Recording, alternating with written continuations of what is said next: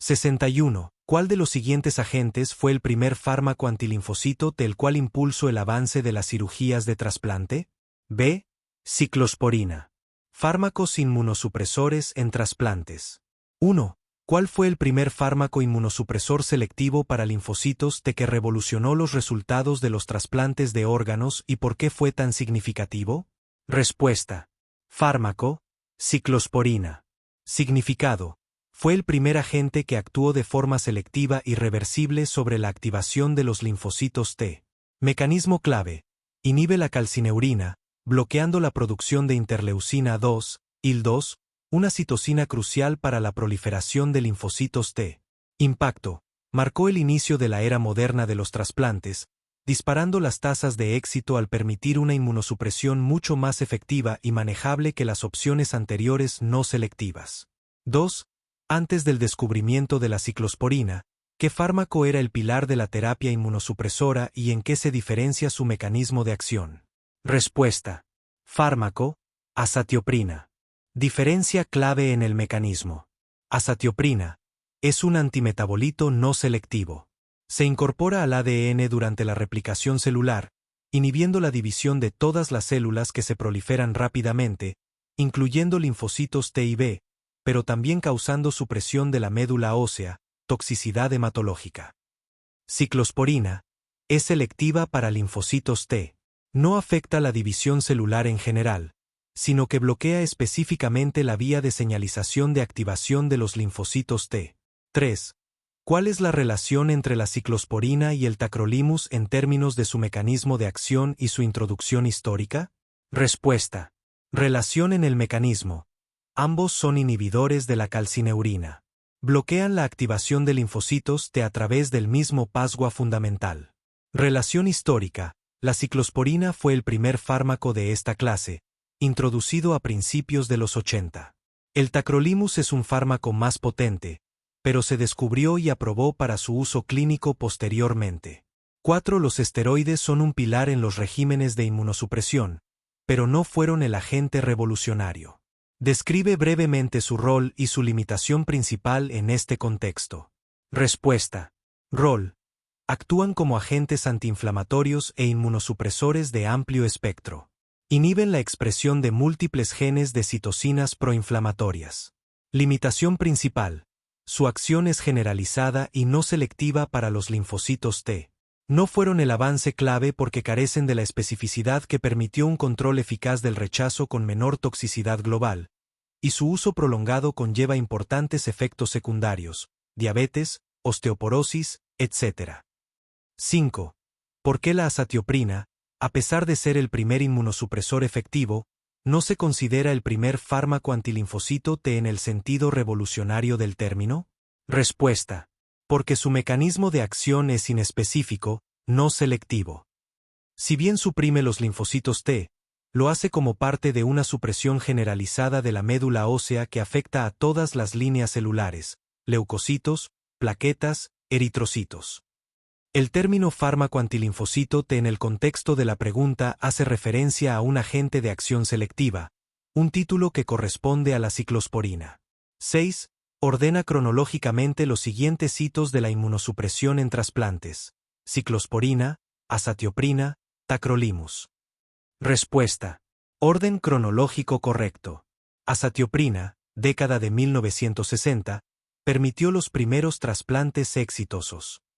Ciclosporina, década de 1980, revolucionó los trasplantes con su acción selectiva. Tacrolimus, década de 1990, introducido después como un inhibidor de la calcineurina más potente. 62. ¿Cuál de estos parásitos se asocia a la apendicitis aguda? B. Ascaris. Apendicitis aguda y parásitos. 1. ¿Cuál es el parásito más comúnmente asociado con la causa de apendicitis aguda y cuál es su mecanismo principal? Respuesta. Parásito, Ascaris lumbricoides, Ascaris. Mecanismo. Obstrucción mecánica directa del lumen, conducto, apendicular. Un gusano adulto puede migrar al apéndice y bloquearlo, iniciando el proceso inflamatorio que conduce a la apendicitis. 2. Además de Ascaris, menciona otro parásito que pueda, de forma menos frecuente, asociarse a apendicitis? Respuesta. Enterobius vermicularis, oxiuros. Aunque es una causa rara, puede desencadenar apendicitis al causar inflamación local u obstrucción, especialmente en niños. 3. Porque los anquilostomas, EJ. Anquilostoma duodenale, ¿no se asocian típicamente con la apendicitis aguda? Respuesta. Ubicación y acción. Su localización habitual es el intestino delgado, donde se adhieren a la mucosa para alimentarse de sangre. Falta de mecanismo obstructivo. No migran ni forman masas que puedan causar una obstrucción mecánica del apéndice, que es el mecanismo clave en la apendicitis parasitaria. 4. ¿Por qué la Giardia lamblia no es una causa de apendicitis aguda? Respuesta. Naturaleza del patógeno. Es un protozoo, no un helminto/diagonal gusano. Mecanismo de enfermedad. Causa diarrea y síndrome de malabsorción al dañar la mucosa intestinal, pero no causa obstrucción mecánica ni migra hacia el apéndice. 5. Un paciente con diagnóstico de apendicitis aguda tiene un historial de infección parasitaria crónica. ¿Qué parásito, de estar presente, sería el principal sospechoso de ser la causa etiológica? Respuesta. El principal sospechoso sería Ascaris lumbricoides. Justificación. Es el parásito con la asociación más fuerte y documentada con la apendicitis, debido a su tamaño y tendencia a migrar, lo que puede llevar a la obstrucción del apéndice. 6. Compara brevemente por qué tenias, como Taenia saginata, son una causa menos común de apendicitis en comparación con Ascaris. Respuesta. Tenias. Se adhieren a la pared del intestino delgado y generalmente no migran.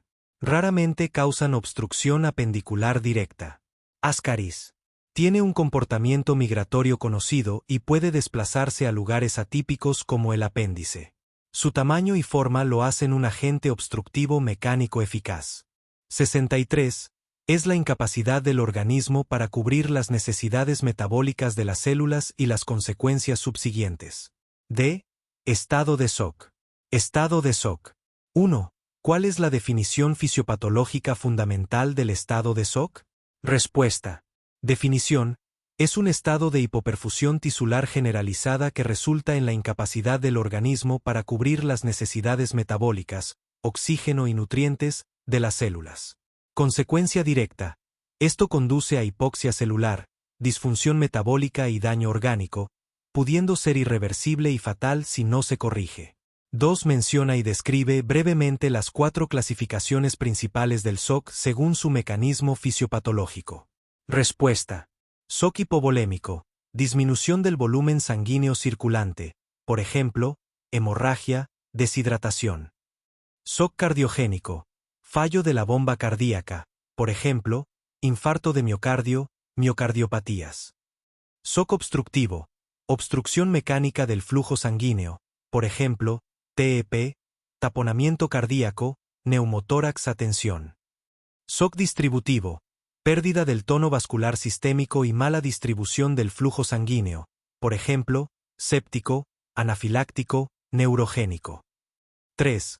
¿Cuál es la principal característica del shock distributivo y cómo se manifiesta a nivel hemodinámico? Respuesta. Característica principal. Vasodilatación periférica masiva y disminución de la resistencia vascular sistémica, RVS. Manifestación hemodinámica. RVS baja. Gasto cardíaco, GC, inicialmente alto o normal, en fases hiperdinámicas, como en la sepsis temprana. Disminución del retorno venoso y de la presión arterial. 4. Describe la tríada clásica de signos y síntomas en un paciente en estado de shock. Respuesta. La tríada clásica del shock incluye hipotensión, presión arterial sistólica generalmente, 90 milímetros de mercurio. Taquicardia. Frecuencia cardíaca aumentada como mecanismo compensatorio. Signos de mala perfusión periférica. Piel fría, pálida y húmeda, en shock frío, hipovolémico, cardiogénico. Piel caliente y enrojecida, en shock distributivo cálido, como el séptico. Llenado capilar lento, 2 segundos. Alteración del estado mental, agitación, confusión, obnubilación. Disminución del gasto urinario, oliguria. 5. En que se diferencia el gasto cardíaco, GC, y la resistencia vascular sistémica, RVS, entre un shock cardiogénico y un shock séptico en su fase temprana. Respuesta. Shock cardiogénico. GC. Disminuido, el corazón no puede bombear eficazmente. RVS. Aumentada, como respuesta compensatoria para mantener la presión arterial. Shock séptico. Fase temprana / diagonal hiperdinámica. GC. Normal o aumentado, el corazón late más fuerte y rápido para compensar la vasodilatación. RVS. Marcadamente disminuida, debido a la vasodilatación generalizada por mediadores inflamatorios. 6. ¿Por qué la disfunción celular en el shock va más allá de la simple falta de oxígeno? Respuesta. La hipoxia es el desencadenante, pero la disfunción celular se debe a un fallo mitocondrial que impide la producción de ATP, energía. Esto conduce a fallo de la bomba sodio-potasio, entrada de sodio y agua a la célula, causando edema celular. Cambio al metabolismo anaeróbico, acumulación de ácido láctico, generando acidosis metabólica. Liberación de enzimas lisosomales y radicales libres, que dañan y finalmente causan la muerte celular, necrosis. Activación de la respuesta inflamatoria sistémica, perpetuando aún más el daño. 64. La comunicación persistente entre el canal anal y la piel perianal es A. Fístula anal. Patología anal común. 1. ¿Cuál es la lesión caracterizada por un trayecto o comunicación epitelizada persistente entre el canal anal y la piel perianal? Respuesta. Fístula anal. Características clave. Etiología común. Secuela de un absceso anal no resuelto. Hallazgo patognomónico. Orificio externo visible en la piel perianal que drena material seropurulento de forma intermitente. Tratamiento. Quirúrgico. Fistulotomía. Colocación de cetón. 2. Una paciente presenta dolor anal intenso y punzante, que empeora de forma notable con la defecación. No hay fiebre ni signos de infección sistémica. ¿Cuál es el diagnóstico más probable? Respuesta. Fisura anal. Características clave. Localización típica. Línea media posterior, 90% de los casos. Hallazgo característico. Desgarro lineal o úlcera en el epitelio del canal anal. Mecanismo. Generalmente por trauma al evacuar heces duras o grandes. 3. ¿Cuál es la diferencia fundamental en la presentación clínica entre una fisura anal y un absceso anal / diagonal perianal? Respuesta. Fisura anal. El síntoma principal es el dolor intenso y cortante, sobre todo con la defecación. Rara vez hay fiebre. Absceso anal / diagonal perianal. El síntoma principal es el dolor constante, pulsátil, acompañado de signos inflamatorios locales, enrojecimiento, tumefacción y, frecuentemente, fiebre, signo sistémico de infección. 4. Un absceso perianal y un absceso isquiorrectal son ambos tipos de abscesos anorrectales. ¿En qué se diferencian principalmente? Respuesta. Se diferencian en su localización anatómica y la extensión. Absceso perianal. Se encuentra por debajo de la piel, cerca del margen anal. Es el más superficial y común. Absceso isquiorrectal. Se localiza en el espacio isquiorrectal, por encima del diafragma pélvico, es más profundo y puede extenderse a ambos lados de la pelvis, en herradura. 5. Un paciente acude con un dolor sordo en la región anal y protuberancias tisulares que prolapsan o sangran con la defecación. No refiere dolor intenso. ¿Qué condición, a menudo confundida con fisuras o fístulas, se está describiendo? Respuesta. Hemorroides. Características clave. Naturaleza. Son almohadillas vasculares normales que se han vuelto sintomáticas, dilatadas / diagonal prolapso. Síntoma principal. Sangrado rojo brillante indoloro o prolapso, no suelen doler a menos que se estrangulen. Diferencia clave con fisura / diagonal fístula. Ausencia de un trayecto fistuloso o de un desgarro doloroso. 6. La tríada clásica de drenaje intermitente de pus por un orificio perianal, antecedente de un absceso drenado, y dolor recurrente es altamente sugestiva de. Respuesta. Fístula anal. Características clave. Fisiopatología. Representa la fase crónica de la infección de una glándula anal de Morgagni. El absceso es la fase aguda y la fístula es la consecuencia persistente. Ley de Godsall. Ayuda a predecir el trayecto de la fístula. Las fístulas con orificio externo anterior suelen tener un trayecto radial recto, mientras que las posteriores suelen tener un trayecto curvo hacia la línea media posterior. 65. Paciente masculino de 50 años con antecedentes de tabaquismo presenta disfagia progresiva para sólidos, tos crónica, dolor en el pecho y pérdida de peso. La endoscopía revela una lesión estenosante en el tercio medio del esófago. ¿Cuál es el diagnóstico más probable? B. Carcinoma de esófago. Patología esofágica. 1. Un paciente varón de 65 años, con antecedentes de obesidad y reflujo gastroesofágico, ERGE, de larga evolución, acude por disfagia progresiva y sensación de atascamiento del alimento detrás del esternón. La endoscopía muestra un esófago de Barrett y una estenosis péptica en el tercio distal. ¿Cuál es la neoplasia más probable que podría desarrollar? Respuesta. Diagnóstico: adenocarcinoma de esófago. Razonamiento. Factores de riesgo clave. La secuencia patogénica clásica es ERGE crónico, esófago de Barrett, metaplasia intestinal, displasia, adenocarcinoma. Localización.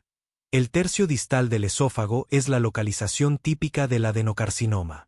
Hallazgo asociado. La estenosis péptica es una complicación de la ERGE grave, reforzando el contexto de inflamación crónica. 2. Una mujer de 30 años refiere disfagia tanto para sólidos como para líquidos desde hace varios años, que empeora con las bebidas frías. También presenta regurgitación de comida no digerida y dolor torácico ocasional. El estudio varitado muestra un esófago dilatado con una estenosis en pico de pájaro a nivel del esfínter esofágico inferior. ¿Cuál es el diagnóstico más probable? Respuesta. Diagnóstico: acalasia. Razonamiento. Sintomatología clave. La disfagia para sólidos y líquidos por igual es muy sugestiva de un trastorno motor como la acalasia. Hallazgo patognomónico. La imagen de pico de pájaro, Bird's-Beak, en el esofagograma es característica de la acalasia, mostrando la falta de relajación del esfínter esofágico inferior. Otros datos. La regurgitación de comida no digerida y el alivio con maniobras como beber agua caliente apoyan el diagnóstico. 3. Un hombre de 55 años con historial de tabaquismo y consumo excesivo de alcohol acude por disfagia progresiva inicialmente a sólidos y luego a líquidos, acompañada de odinofagia, pérdida de peso de 10 kilogramos en 3 meses y ronquera. ¿Cuál es la neoplasia más asociada a estos factores de riesgo y síntomas? Respuesta. Diagnóstico: carcinoma de células escamosas de esófago. Razonamiento. Factores de riesgo principales. El tabaquismo y el alcoholismo son los dos grandes factores de riesgo para el carcinoma escamoso. Síntomas de alarma. La tríada disfagia progresiva, pérdida de peso y odinofagia es altamente sugestiva de cáncer esofágico. Signo de extensión. La ronquera sugiere invasión del nervio laríngeo recurrente por el tumor, indicando enfermedad avanzada. 4. Un paciente refiere la sensación de que el cuello de su camisa está siempre manchado de comida. Regurgitación de alimentos no digeridos horas después de comer y mal aliento. A veces, al comer, siente que la comida se le atora en la garganta y tose. ¿Cuál es la patología estructural más probable? Respuesta. Diagnóstico: divertículo de Senker. Razonamiento. Localización y síntomas. El divertículo de Senker es un divertículo de pulsión en la unión faringoesofágica, cuello. Manifestaciones típicas. Regurgitación de comida no digerida horas después de ingerirla. Halitosis, mal aliento, por descomposición de los alimentos retenidos en el saco diverticular. Disfagia alta y tos por aspiración o compresión. Signo de la mancha en el cuello. Signo de la Babilonia. 5. Un lactante de 3 meses, previamente sano, presenta desde el nacimiento episodios de tos, cianosis y sibilancias recurrentes después de las tomas, sin vómitos explosivos. La radiografía de tórax muestra un infiltrado en lóbulo superior derecho. ¿Cuál es la malformación congénita más probable? Respuesta. Diagnóstico: fístula traqueoesofágica, tipo H o sinatresia. Razonamiento. Presentación clínica. La tríada de tos/diagonal cianosis con las tomas, sibilancias e infecciones respiratorias recurrentes es clásica de la aspiración pulmonar por fístula. Hallazgo radiológico. El infiltrado en lóbulo superior derecho es una localización típica por aspiración. Exclusión. La ausencia de vómitos explosivos hace menos probable una estenosis hipertrófica de píloro. El tipo más común, con atresia, se diagnostica al nacer, pero las fístulas aisladas, tipo H, pueden presentarse de forma más insidiosa. 66. Paciente masculino de 50 años, va a consulta por dolores de espalda baja, antecedentes de paciente fumador. Al examen físico se detecta una masa pulsátil en la región umbilical y dolor abdominal al presionar ligeramente. ¿Cuál es el diagnóstico más probable? B. Aneurisma de aorta abdominal. Aneurisma de aorta abdominal, AAA. 1. Pregunta. Un hombre de 65 años, fumador, acude a consulta por dolor lumbar sordo. A la palpación abdominal se detecta una masa pulsátil en la línea media. ¿Cuál es el diagnóstico más probable y cuál es el estudio de imagen inicial de elección para confirmarlo? Respuesta. Diagnóstico más probable. Aneurisma de aorta abdominal, AAA. Estudio de imagen inicial de elección, ecografía abdominal. Es no invasiva, de bajo costo, tiene alta sensibilidad y especificidad para detectar y medir el diámetro del AAA, y no utiliza radiación. 2. Pregunta. Menciona los 3 factores de riesgo no modificables más importantes para el desarrollo de un aneurisma de aorta abdominal. Respuesta. Edad avanzada, mayor incidencia después de los 65 años. Sexo masculino, los hombres tienen de 4 a 6 veces más riesgo que las mujeres. Antecedentes familiares, especialmente un familiar de primer grado con AAA. 3. Pregunta.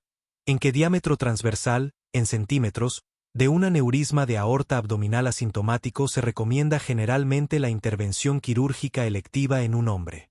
Menciona también las 2 principales técnicas quirúrgicas. Respuesta. Diámetro para intervención. Mayor o igual que 5.5 centímetros. Técnicas quirúrgicas. Reparación abierta. Resección del aneurisma e injerto de un tubo protésico. Reparación endovascular. Evar implantación de una endoprótesis a través de las arterias femorales. Es menos invasiva. 4. Pregunta. Describe la tríada clásica de hallazgos que sugieren una ruptura de un aneurisma de aorta abdominal, una emergencia quirúrgica. Respuesta. La tríada clásica es: dolor abdominal o lumbar súbito e intenso, masa abdominal pulsátil, hipotensión, shock hipovolémico. 5. Pregunta. Además del tabaquismo, nombra 2 factores de riesgo modificables clave para la formación y crecimiento de un AAA. Respuesta. Hipertensión arterial, aterosclerosis, y sus factores de riesgo asociados, como la dislipidemia. 6. Pregunta. ¿Por qué un tumor de la cabeza del páncreas es una opción menos probable que un aneurisma de aorta abdominal en un paciente con una masa abdominal palpable? Respuesta. Característica clave de la masa. Un AAA se presenta como una masa pulsátil, se expande con el latido cardíaco, debido a su origen vascular. Hallazgo en el tumor de páncreas. Un tumor de páncreas típicamente se palpa como una masa sólida y fija, que no es pulsátil. La pulsación solo se percibiría si el tumor está adherido a un vaso subyacente, lo que no es la presentación habitual. 67. ¿Cuál es el signo radiológico en una radiografía simple de abdomen indicativo de vólvulo sigmoideo? C. Signo del grano de café. Vólvulo sigmoideo y signos radiológicos. 1. ¿Cuál es el signo radiológico directo o más característico del vólvulo sigmoideo en una radiografía simple de abdomen? Respuesta. El signo del grano de café, o Bean sign. Explicación. Se observa una gran asa sigmoidea dilatada, que puede ocupar casi todo el abdomen, que se dobla sobre sí misma.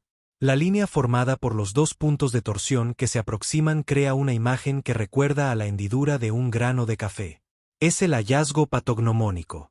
2. En una radiografía de abdomen, ¿qué patrón de niveles hidroaéreos se asocia típicamente a la obstrucción intestinal por vólvulo sigmoideo? Respuesta. Niveles hidroaéreos en escalera o en arcada. Explicación. El vólvulo actúa como un punto de obstrucción. El gas y el líquido se acumulan y dilatan las asas de intestino delgado proximales a la obstrucción. Estas asas dilatadas se disponen una sobre otra en la radiografía, creando el patrón característico en escalera. 3.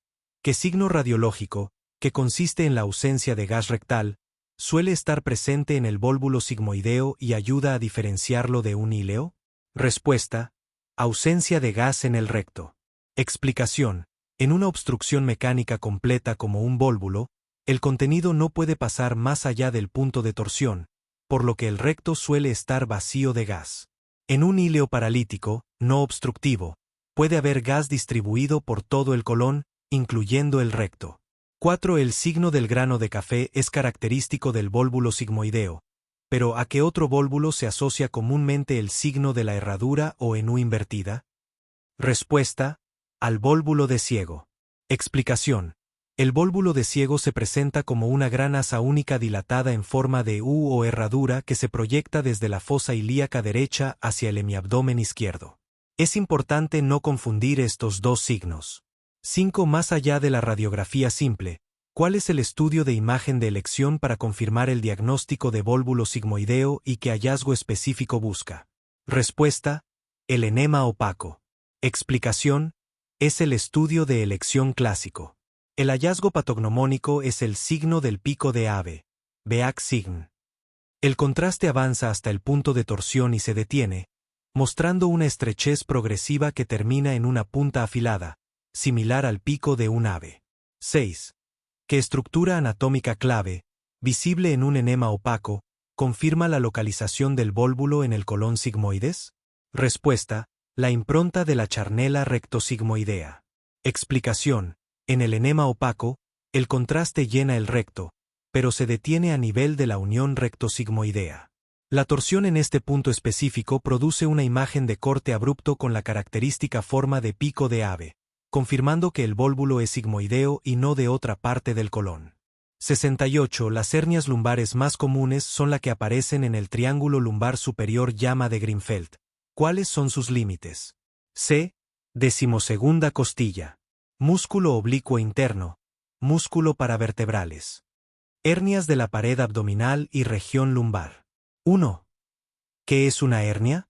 Una hernia es la protrusión o salida de un órgano o tejido, como el epiplón o asas intestinales, fuera de la cavidad que lo contiene, a través de un orificio o área de debilidad en la pared. 2. Nombra los componentes anatómicos principales de una hernia. Anillo herniario, el orificio o punto débil por donde sale la hernia. Saco herniario, la bolsa de peritoneo que contiene el contenido herniario. Contenido herniario, lo que se encuentra dentro del saco, epiplón, intestino, etc. Cubiertas, las capas de tejido que recubren el saco. 3. ¿Cómo se clasifican las hernias según su estado clínico? Reducible. El contenido puede regresar a la cavidad abdominal de forma manual o espontáneamente. E irreductible o incarcerada. El contenido no puede regresar a la cavidad, pero sin compromiso vascular. Estrangulada. Existe compromiso del riego sanguíneo del contenido herniario, lo que puede llevar a isquemia y necrosis. Es una urgencia quirúrgica. 4. ¿Qué son las hernias lumbares y por qué son relativamente raras? Son hernias que se producen a través de los triángulos o áreas débiles de la región lumbar posterior. Son raras porque esta zona está reforzada por una gruesa capa de músculos y fascia. 5. Nombra los dos triángulos o áreas débiles principales de la región lumbar. Triángulo lumbar superior, de Greenfeld-Lesaft. Triángulo lumbar inferior, de Petit. Triángulo lumbar superior, de Greenfeld-Lesaft. 6. ¿Cuál es la hernia lumbar más común y por qué se forma? La hernia del triángulo de Greenfeld. Es la más común porque su techo es solo la fascia aponeurótica, lo que la convierte en un área inherentemente más débil. 7. ¿Cuáles son los límites anatómicos del triángulo de Greenfeld? Superior, base borde inferior de la 12ª costilla. Anterior, límite anterior borde posterior del músculo oblicuo interno. Posterior, límite posterior borde anterior del músculo erector de la columna, o músculos paravertebrales. Techo o piso. La fascia lumbar, fascia toracolumbar. 8. ¿Qué estructuras forman el piso o techo del triángulo de Greenfeld? La fascia lumbar, fascia toracolumbar. 9. ¿Por qué el triángulo de Greenfeld es un sitio más frecuente de hernia que el de Petit? Porque su límite superior es óseo, 12ª costilla, y su techo es solo aponeurótico, fascia lumbar, lo que lo hace una zona de menor resistencia en comparación con los límites musculares del triángulo de Petit. Triángulo lumbar inferior, de Petit. 10. ¿Cuáles son los límites anatómicos del triángulo de Petit? Anterior. Límite anterior borde posterior del músculo oblicuo externo. Posterior. Límite posterior borde anterior del músculo dorsal ancho, latissimus dorsi. Inferior. Base cresta ilíaca. Techo o piso. La fascia lumbar y el músculo oblicuo interno.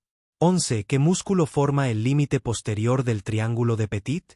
El músculo dorsal ancho, latissimus dorsi. 12. ¿Qué estructura ósea forma la base del triángulo de Petit? La cresta ilíaca. 69. ¿Cuál es el tumor benigno más frecuente del esófago? C. Leiomioma. Tumores esofágicos. 1. ¿Cuál es el tumor benigno más frecuente del esófago? Leiomioma. Representa aproximadamente el 60 a 70% de todos los tumores benignos esofágicos. 2. ¿De qué tipo de tejido se origina el leiomioma esofágico? Se origina de las células del músculo liso, típicamente de la capa muscular propia, muscularis propria. 3. ¿Cuál es la localización más común de los leiomiomas en el esófago? Se localizan con mayor frecuencia en el tercio inferior del esófago. 4. Menciona otro tumor benigno del esófago, menos frecuente, asociado al VPH. Papiloma de células escamosas. 5. ¿Qué tumor benigno vascular es una rareza en el esófago? Hemangioma. 6. Los tumores benignos del esófago suelen ser sintomáticos o asintomáticos. La mayoría son asintomáticos y se descubren de forma incidental. Solo los de gran tamaño pueden causar disfagia. 7. ¿Cuál es el estudio de imagen característico para diagnosticar un leiomioma? La tomografía computarizada, TC, o el estudio varitado esofágico pueden sugerirlo, pero el diagnóstico definitivo a menudo requiere biopsia. Cáncer de esófago, adenocarcinoma. 8. ¿Cuál es el tipo histológico más frecuente de cáncer de esófago a nivel mundial? Adenocarcinoma. Nota: la respuesta puede variar geográficamente, pero en países occidentales, el adenocarcinoma es el más común. 9. ¿Cuál es el principal factor de riesgo para el desarrollo de adenocarcinoma de esófago? El esófago de Barrett, que a su vez es una complicación de la enfermedad por reflujo gastroesofágico, ERGE, crónico. 10. Define qué es el esófago de Barrett.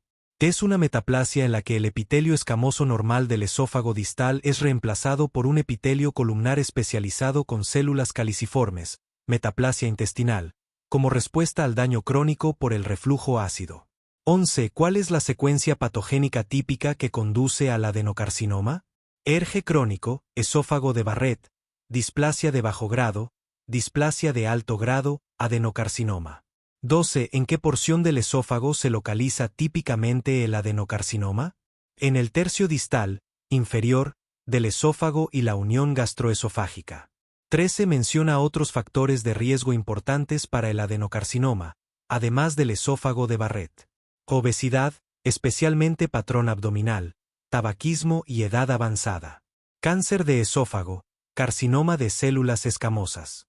14. ¿Cuál es el tipo histológico de cáncer de esófago más frecuente en Asia y el cinturón del cáncer de esófago? Carcinoma de células escamosas, o epidermoide. 15. ¿Cuáles son los principales factores de riesgo para el carcinoma de células escamosas? Tabaquismo y consumo excesivo de alcohol. Su efecto es sinérgico. 16. ¿En qué porción del esófago se localiza con mayor frecuencia el carcinoma de células escamosas?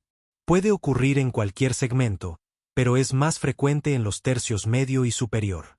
17. ¿Qué lesión precursora suele preceder al carcinoma de células escamosas? La displasia de células escamosas. 70. ¿Cuál es el tipo de cáncer más frecuente? B. Cáncer de piel.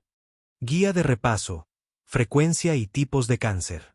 1. ¿Cuál es el tipo de cáncer más frecuente a nivel mundial en la población general y por qué existe confusión al respecto? Respuesta. Cáncer más frecuente. El cáncer de piel, considerando tanto el melanoma como, principalmente, los cánceres de piel no melanoma. Razón de la confusión. Los registros oncológicos globales a menudo excluyen o no registran de forma completa los carcinomas de piel no melanoma, carcinoma vasocelular y de células escamosas, debido a su alta tasa de curación y baja mortalidad. Si se excluyen estos, el cáncer de mama se convierte en el más diagnosticado. 2. Si excluimos el cáncer de piel no melanoma de las estadísticas, ¿cuál es el tipo de cáncer con mayor incidencia global? Respuesta. Cáncer más frecuente, excluyendo piel no melanoma, cáncer de mama. Nota. Es el cáncer que encabeza las listas de incidencia en la mayoría de los informes globales que no incluyen los carcinomas de piel no melanoma. 3. ¿Cuál es el tipo de cáncer más frecuente en la población masculina a nivel mundial? Respuesta. Cáncer más frecuente en hombres. Cáncer de próstata. Característica. Es la neoplasia maligna más diagnosticada específicamente en el sexo masculino. 4. Menciona dos de los cánceres más frecuentes a nivel global, sin excluir ningún tipo, y explica brevemente la característica principal del más común de ellos. Respuesta. Dos de los más frecuentes. 1. Cáncer de piel y 2. Cáncer de pulmón o cáncer de mama. Característica principal del cáncer de piel. Su incidencia abrumadora se debe principalmente a los carcinomas de piel no melanoma, los cuales tienen una mortalidad muy baja en comparación con otros cánceres. 5. Ordena los siguientes tipos de cáncer de mayor a menor frecuencia a nivel global, considerando las estadísticas que incluyen todos los tipos: cáncer de colon, cáncer de mama, cáncer de piel. Respuesta. Orden de mayor a menor frecuencia. Cáncer de piel. Cáncer de mama. Cáncer de colon. 6. Porque el cáncer de piel, a pesar de ser el más frecuente, no siempre aparece en primer lugar en las principales estadísticas de incidencia. Respuesta. Razón principal. Porque las estadísticas principales, como las de Globocan de la OMS, a menudo se centran en los cánceres invasivos y excluyen específicamente los carcinomas de piel no melanoma para proporcionar una imagen más clara de la carga de los cánceres con mayor impacto en la mortalidad. 71. ¿Cuál de estos antibióticos con amplio espectro antimicrobiano es comúnmente utilizado en el tratamiento de quemaduras? D. Sulfadiazina argéntica. Antibióticos tópicos en quemaduras. 1. Pregunta. ¿Cuál es el antibiótico tópico de amplio espectro, que contiene plata, y es considerado el estándar de oro para la profilaxis y tratamiento de infecciones en quemaduras? Respuesta. Fármaco. Sulfadiazina argéntica. Mecanismo. La plata libera iones que dañan las membranas bacterianas y el ADN, mientras que la sulfadiazina actúa como un agente antimetabolito contra bacterias. Espectro. Amplio espectro contra bacterias gram positivas, gram negativas y hongos. Uso principal. Profilaxis y tratamiento de infecciones en heridas por quemaduras de segundo y tercer grado. 2. Pregunta. Menciona dos ventajas clave del uso de sulfadiazina argéntica en pacientes quemados. Respuesta. Amplio espectro antimicrobiano. Es efectiva contra la mayoría de los patógenos que suelen colonizar las quemaduras, como Pseudomonas aeruginosa, Staphylococcus aureus y hongos. Efecto de barrera y penetración. La crema forma una barrera física sobre la herida y libera iones de plata de manera sostenida, penetrando en el tejido desvitalizado, escara. 3. Pregunta. ¿Por qué la nitrofurazona no es el fármaco de primera elección para el manejo de quemaduras extensas, a pesar de ser un antibiótico tópico? Respuesta. Razón principal. Su espectro de actividad es menos efectivo contra Pseudomonas aeruginosa, un patógeno común y peligroso en las unidades de quemados. Otra razón. Tiene un mayor potencial de causar reacciones de sensibilización, dermatitis alérgica de contacto, en comparación con otros agentes. 4. Pregunta. La bacitracina y el ácido fusídico son antibióticos tópicos, pero no se usan para quemaduras extensas. Explica la limitación principal que comparten para este uso. Respuesta. Limitación principal. Ambos son antibióticos de espectro estrecho. Bacitracina. Actúa principalmente contra bacterias gram positivas. Ácido fusídico. Muy efectivo contra Staphylococcus aureus, pero con poca actividad contra bacterias gram negativas. Conclusión: una quemadura es susceptible a una amplia variedad de patógenos, gram positivos, gram negativos y hongos, por lo que se requiere un agente de amplio espectro como la sulfadiacina argéntica. 5. Pregunta: además de su acción antibacteriana, la sulfadiacina argéntica proporciona un beneficio mecánico. ¿En qué consiste este beneficio? Respuesta: beneficio mecánico. La formulación en crema permite una cobertura uniforme y la creación de una barrera física sobre la quemadura. Propósito: esta barrera ayuda a reducir la pérdida de calor y fluidos corporales, proteger la herida de contaminación externa, facilitar el cambio de vendajes al prevenir su adhesión a la herida. 6. Pregunta: si un paciente con una quemadura desarrolla una infección por Staphylococcus aureus meticilino resistente, SARM, en la herida, ¿cuál de estos antibióticos tópicos podría ser una opción específica y por qué? Respuesta: fármaco, ácido fusídico, en formulación tópica como crema o ungüento. ¿Por qué? El ácido fusídico es particularmente efectivo contra estafilococos, incluyendo cepas de Staphylococcus aureus resistentes a la meticilina, SARM. Se usaría como tratamiento dirigido, no como profilaxis de amplio espectro para toda la quemadura. 72. ¿Cuál es la principal causa de carcinoma orofaríngeo? C. La infección por el virus del papiloma humano. Carcinoma orofaríngeo. 1. Pregunta: ¿cuál es el principal factor de riesgo etiológico para el carcinoma orofaríngeo en la actualidad, especialmente en pacientes jóvenes y no fumadores? Respuesta: agente causal principal, la infección por el virus del papiloma humano, VPH, particularmente el genotipo de alto riesgo VPH16. Localización típica: afecta predominantemente a las amígdalas y la base de la lengua. Cambio epidemiológico: este agente ha superado al tabaquismo y al alcohol como la causa principal en las últimas décadas. 2. Pregunta: menciona los dos principales factores de riesgo tradicionales, no virales, para el carcinoma orofaríngeo, que actúan de forma sinérgica. Respuesta: factor 1. Tabaquismo. Factor 2. Consumo excesivo de alcohol. Relación: tienen un efecto sinérgico, lo que significa que el riesgo combinado de fumar y beber es mayor que la suma de los riesgos individuales. 3. Pregunta: ¿qué virus oncogénico está principalmente asociado al carcinoma nasofaríngeo y no al orofaríngeo, siendo esta una distinción crucial? Respuesta: virus de Epstein-Barr, VEB. Asociación: es el agente causal principal del carcinoma no queratinizante de nasofaringe. Confundirlo con la causa del carcinoma orofaríngeo es un error común. 4. Pregunta: desde el punto de vista del diagnóstico y pronóstico, ¿cómo se comportan generalmente los carcinomas orofaríngeos positivos para VPH en comparación con los negativos? Respuesta: pronóstico: los tumores positivos para VPH tienen un mejor pronóstico y una mayor tasa de supervivencia en comparación con los tumores negativos para VPH, generalmente asociados a tabaco y alcohol. Respuesta al tratamiento: suelen ser más radiosensibles y quimiosensibles. 5. Pregunta: nombra las dos localizaciones anatómicas específicas dentro de la orofaringe que son más comúnmente afectadas por el carcinoma relacionado con VPH. Respuesta: 1. Amígdalas palatinas, cáncer de amígdala. 2. Base de la lengua. 6. Pregunta: ¿cuál es el principal mecanismo oncogénico por el cual el VPH de alto riesgo conduce al desarrollo de carcinoma orofaríngeo? Respuesta: proteínas virales clave. Las oncoproteínas E6 y E7 del VPH. Mecanismo de acción. E6.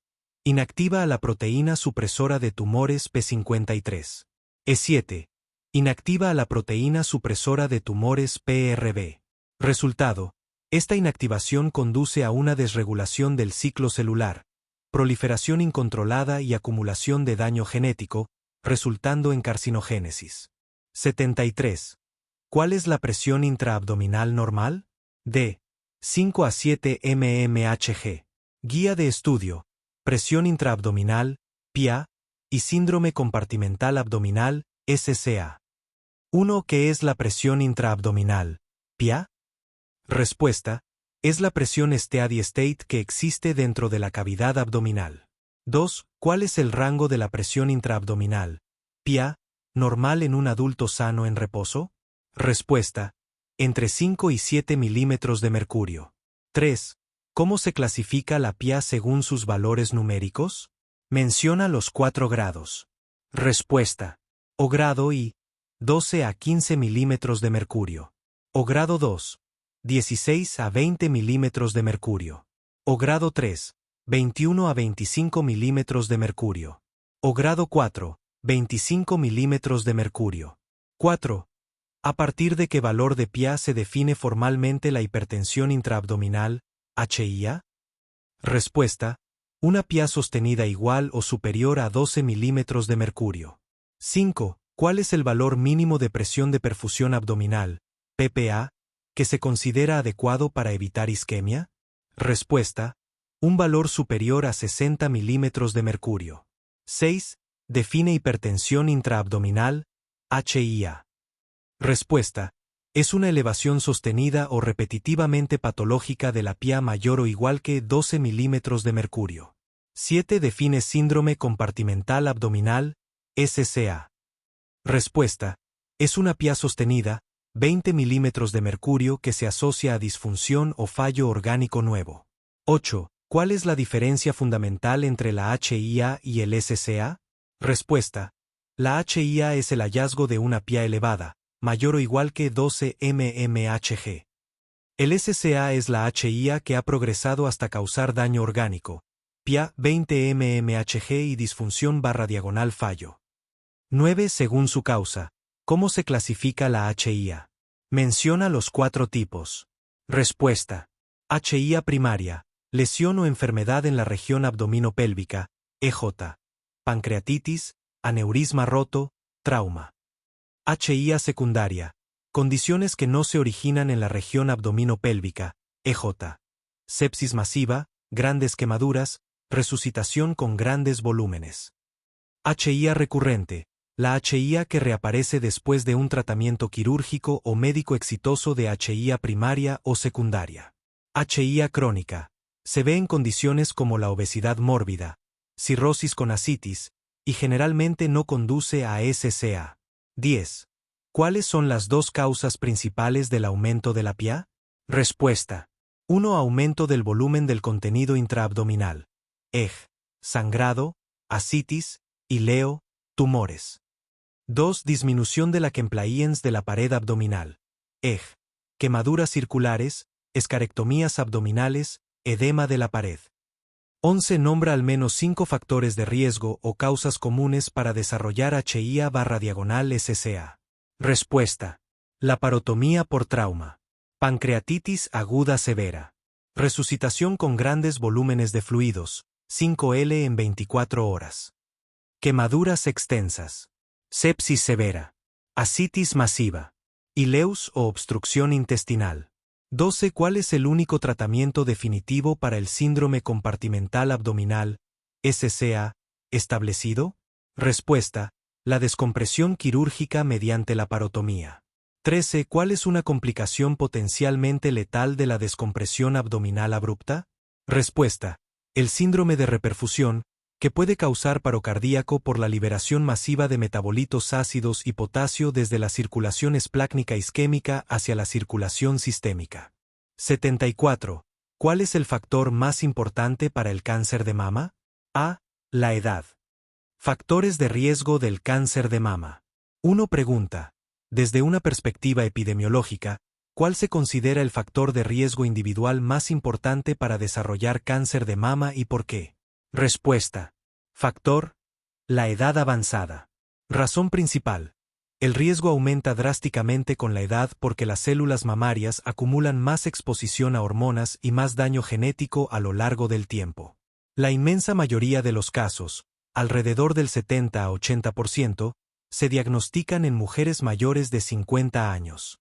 2. Pregunta: ¿por qué ser mujer no se considera el factor más importante, a pesar de ser el más prevalente? Respuesta: explicación: Si bien ser mujer es el factor de riesgo más común y necesario para la forma más frecuente de la enfermedad, no es el que cuantifica el riesgo a lo largo de la vida. La edad es el factor que modula y aumenta significativamente el riesgo dentro de la población femenina, siendo el principal impulsor del aumento de la incidencia. 3. Pregunta. Menciona 2 factores de riesgo que sean modificables y 2 que sean no modificables. Respuesta. No modificables. No se pueden cambiar. La edad. Ser mujer. Mutaciones genéticas hereditarias, EJ. BRCA1, BRCA2. Antecedentes familiares. Modificables. Se pueden cambiar. Uso de terapia hormonal sustitutiva, hormonas exógenas. Consumo de alcohol. Obesidad, especialmente después de la menopausia. Falta de actividad física. 4. Pregunta. ¿En qué se diferencia el papel de un antecedente genético, EJ? Mutación BRCA, del factor edad en la evaluación del riesgo? Respuesta. Antecedente genético, EJ.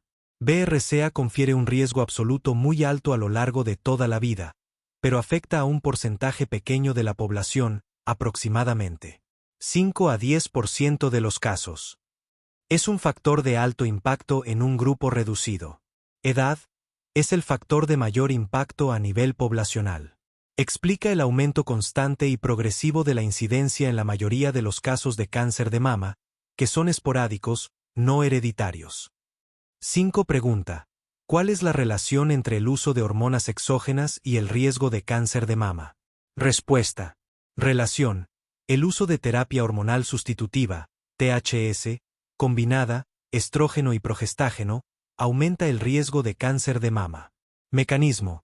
Las hormonas adicionales pueden estimular el crecimiento de células mamarias, tanto normales como anormales, aumentando la probabilidad de que se desarrollen mutaciones que conduzcan al cáncer. El riesgo aumenta con la duración del uso y disminuye tras suspender el tratamiento.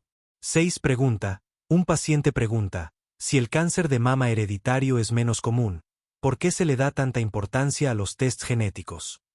Respuesta. Razón.